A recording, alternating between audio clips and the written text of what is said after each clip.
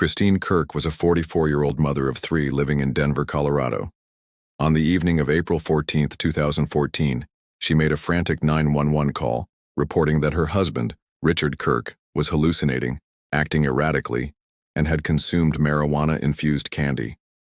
She pleaded with the dispatcher to send help quickly, stating that Richard was talking about the end of the world and begging her to shoot him.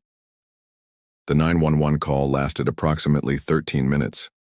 During the call, Kristine could be heard growing increasingly terrified as she told the dispatcher that Richard had retrieved a gun. Just before the call ended, a gunshot rang out. Kristine had been shot in the head while still on the phone.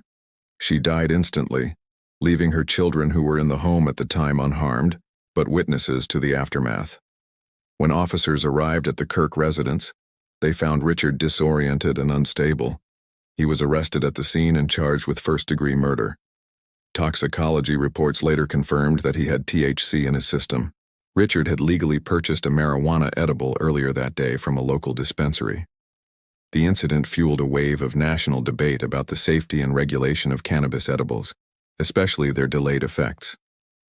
In court, Richard's defense attorneys argued that the marijuana edible had triggered a psychotic episode.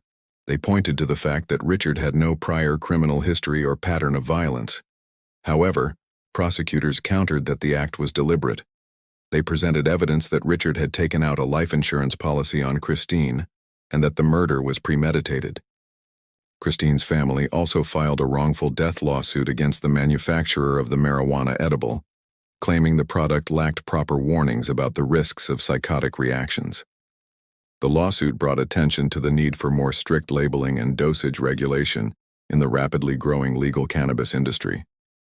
In 2017, Richard Kirk changed his plea from not guilty to guilty, accepting a deal to avoid trial. He pleaded guilty to second-degree murder and was sentenced to 30 years in prison. Kristine was remembered by family and friends as a dedicated mother and active member of her church. Her death led to changes in how Colorado regulated marijuana edibles, including clearer labeling and stricter serving size guidelines.